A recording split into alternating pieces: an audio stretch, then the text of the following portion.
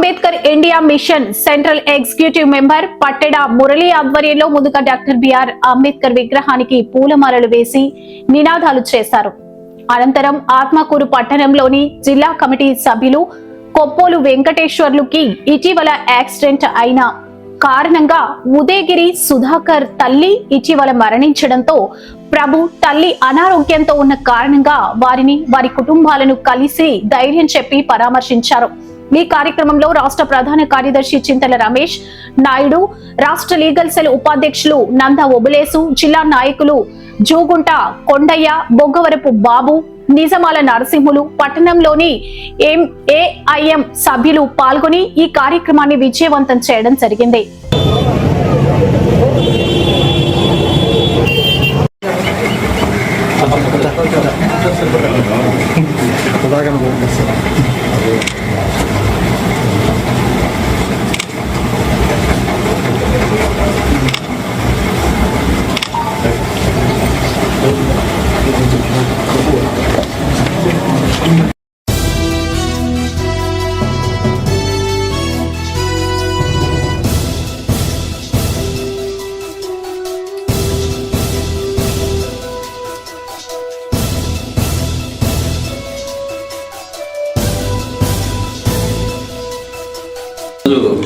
మన ఏఐఎం జిల్లా స్థాయి నాయకులు కొప్పోలు వెంకటేశ్వరరావు గారు ప్రమాదవశాత్తు తీవ్రంగా గాయపడటం జరిగింది. సో ఆయన్ని పరామర్శించడం కోసం ఇక్కడికి వచ్చాను. ముఖ్యంగా ఈ జిల్లాకి రావడానికి ప్రధాన కారణం మీ అందరికీ తెలుసు. కోటలో ఉన్నటువంటి గురుకుల పాఠశాలని మూసేసి జియో 144 అనేది ఒకటి పెట్టి అక్కడ సెంటర్ ఆఫ్ ఎక్సలెన్స్ పెడుతున్నాం అనే దాంతో కోటలో ఉన్న 600 మంది విద్యార్థుల్ని ఈ చుట్టుపక్కల ఉన్న వేరే గురుకుల పాఠశాలకి బలవంతంగా తరలించారు. ఇది ఒక కోళ్ల ఫారంలో కోళ్లను కుక్కినట్టుగా ఎక్కడైతే 400 మందికి సౌకర్యాలు ఉన్నాయో అలాంటి చోట్ల 600-700 మంది పిల్లల్ని పెట్టి అక్కడ వాళ్ళకి కూర్చోవడానికి జాగా లేదు, పడుకోవడానికి జాగా లేదు. ఒక్కొక్క క్లాస్ రూమ్లో 80-100 మంది పిల్లలు అయిపోయారు. అక్కడ వాళ్ళు కూర్చోవడానికి బలాలు లేవు.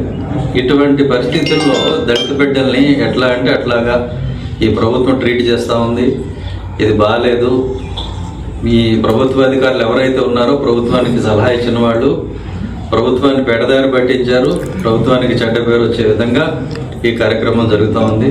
మీరు సెంటర్ ఆఫ్ ఎక్సలెన్స్ పెట్టాలనుకుంటే పెట్టండి, దానికి ఎవరు అభ్యంతరం పెట్టడం లేదు. కానీ కొత్త బిల్డింగ్స్ వేరే బిల్డింగ్స్ తీసుకొని పెట్టండి తప్ప ప్రస్తుతం చదువుకుంటున్న విద్యార్థుల్ని ఎప్పటి నుంచో ఆ పాఠశాలల ఎగ్జిస్టెన్స్లో ఉంది. ఆ చుట్టుపక్కల గ్రామాల్లో ఉన్న పిల్లలందరూ కూడా అక్కడ చదువుకుంటున్నారు. అలాంటి పరిస్థితుల్లో 600 మందిని కోట నుంచి, అదేవిధంగా మన గుంటూరు జిల్లాలో, అట్లనే మేఘాద్రిగడ్డ విశాఖపట్నంలో 3 చోట్ల కూడా కలిపి 2000 మంది పిల్లల్ని అర్థాంతరంగా ఎలాంటి ప్లానింగ్ లేకుండా ఎలా పడితే అలాగా తరలించేసేయటం.